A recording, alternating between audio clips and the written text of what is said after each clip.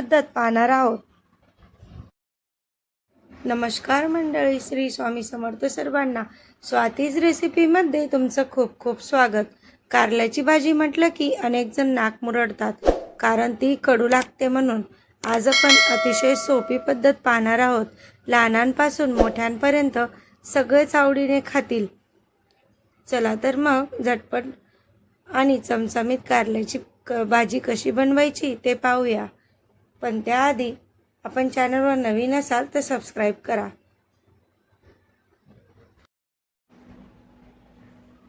इथं आपण 1 पाव कारले घेतलेले आहे। सर्वात आधी कारल्याचा मागचा पुढचा भाग हा कट करून घ्यायचा आहे। सगळंच कारल्यांचा कट करून घेऊयात।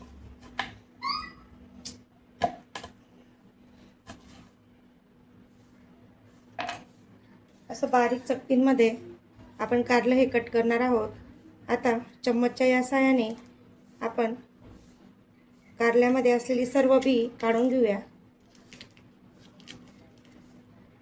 हे पाहू शकता।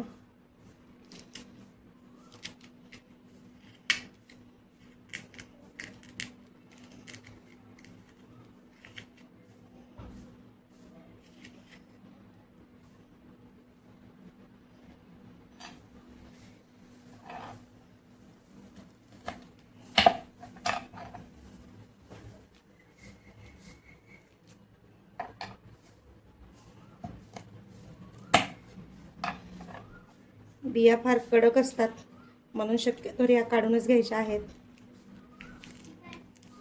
चमच्याच्या साहाय्याने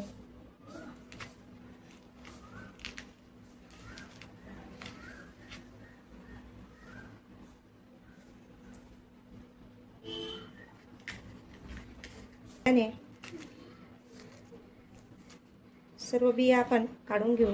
हे बघू शकता। या प्रकारे सगळं कारल्यांच्या बिया आपण काढून घेऊयात।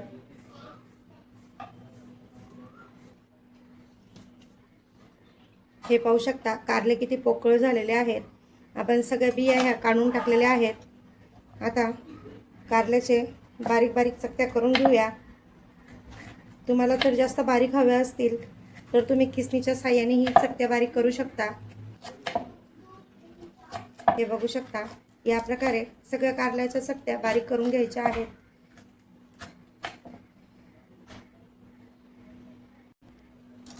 हे बघू शकता बारीक बारीक चकत्यांमध्ये आपण कट करून घेतलेले आहे कारले। आपण आता याला एका प्लेटमध्ये काढून घेणार आहोत। बरेच जण म्हणतात कारलं खायला खूप कडू लागतं, पण अशा पद्धतीने बनवल्यावर कारल्याची भाजी अजिबातच कडू लागणार नाही। या उलट तुम्ही आवडीने कारल्याची भाजी खाणार, कारण यामध्ये खूपच जीवनसत्व आणि फायबर, प्रोटीन्स राहतात। कारलं खूपच पौष्टिक असतं, म्हणून आठवड्यातून 2 ते 3 वेळा ही भाजी खायला पाहिजे। आता यावर आपण पाव चम्मच हळद,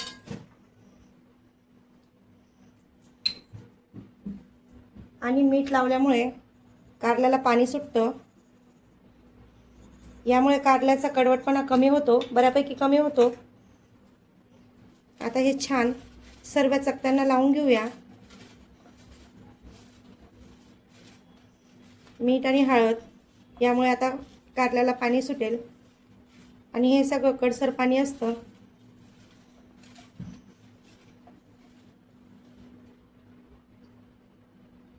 आपण याला आता 15 ते 20 मिनिटं असंच ठेवणार आहोत, मीठ आणि हळद लावून।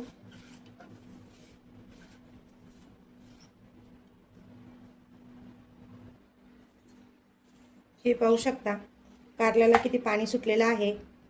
आता आपण एका कढईमध्ये हे कारले टाकून घेऊयात आणि छान स्वच्छ धुवून घेऊ, म्हणजे यातला कडवटपणा। हे पहा किती कोरडं झालेलं आहे। याच प्रकारे हेही कारलं, हे पहा।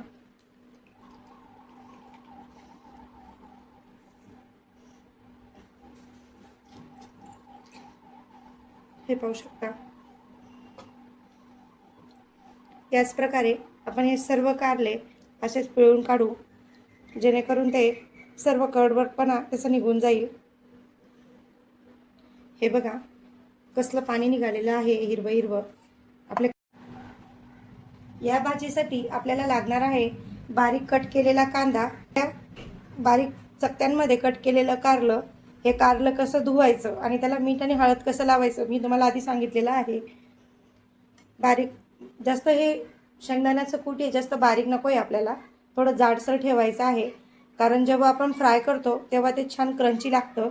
चवीसाठी मीठ, तिखट, गरम मसाला, हळद आणि फोडणीसाठी जिरं, लसूणची पेस्ट, 1 चम्मच साखर. सर्वात आधी आपण पॅन गरम करायला ठेवलेला आहे. त्याच्यामध्ये तेल टाकूया 2 चम्मच.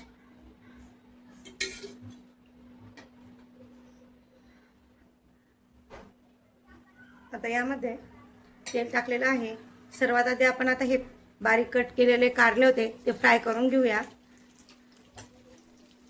यामुळे काय होतं, कारलेही छान शिजतात आणि आपली भाजी छान लागते, कडवट लागत नाही.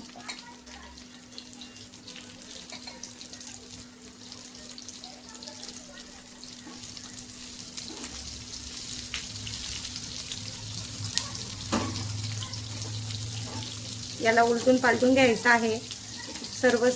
सर्व बाजूंनी हे छान तेलामध्ये फ्राय झालं पाहिजे.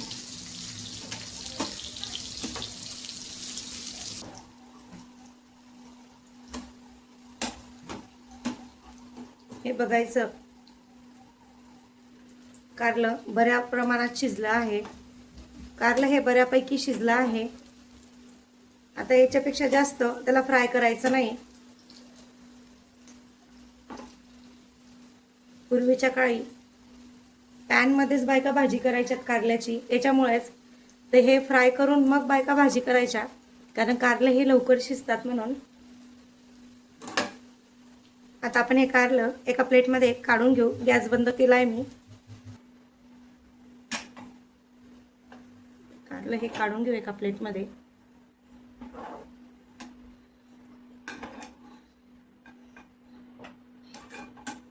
हे राहिलेलं तेल तुम्ही भाजीसाठी यूज करू शकता.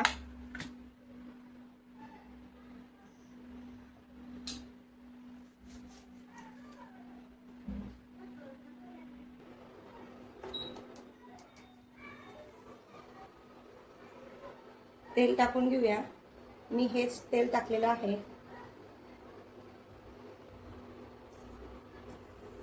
तेल गरम झाल्यावर यामध्ये आपण जिरं टाकूया. जिरं छान तडतडलं की आपण कांदा टाकूया. कांदा शक्यतो जास्तच घ्यायचा आहे, कारण कांद्याला गुळचटपणा असतो आणि आपलं कारलं हे कडवट असतं. कांद्यामुळे कारल्याचा बऱ्यापैकी कडवटपणा कमी होतो, म्हणून शक्यतो कांदा थोडासा जास्तच घ्यायचा आहे.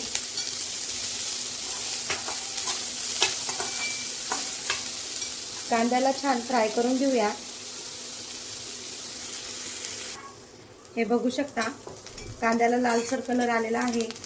आता आपण यामध्ये बारीक लसूण ठेचून घेतला होता, 4-5 पाकळ्या आपण लसणाच्या ठेचून घेतला होता, तो टाकूया.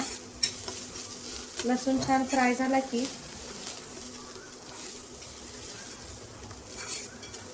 आपण याच्यात मसाले टाकूया.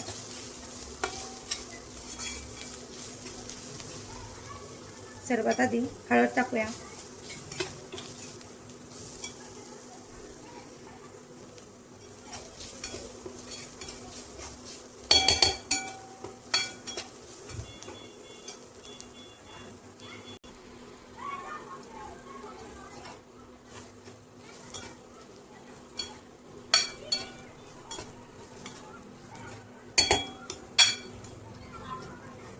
फ्राय केल्यामुळे आपलं हे कारलं तेलामध्ये लगेच शिजतं.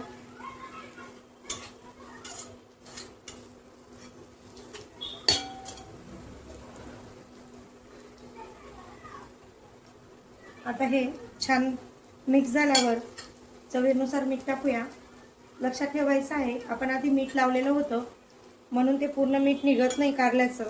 आता नंतर टाकताना थोड्याच प्रमाणात टाकायचं आहे.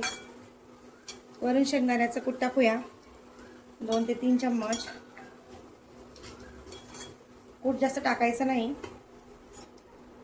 कूट पण थोडं जाडसरच पाहिजे. आता यामध्ये थोड्या प्रमाणात साखर टाकूया. तुम्ही गुळही टाकू शकता. मी 1 टीस्पून फक्त साखर टाकलेली आहे.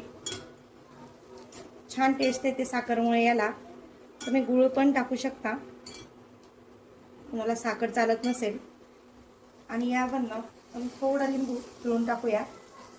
यामुळे काय होतं, छान टेस्ट येते.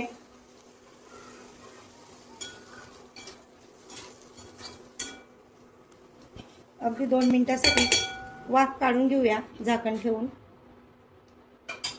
हे पाहू शकता किती छान आपली कारल्याची भाजी तयार झालेली आहे. व्हिडिओ आवडल्यास लाईक करा, शेअर करा आणि सबस्क्राईब करा. भेटूया पुन्हा एका रेसिपीसह.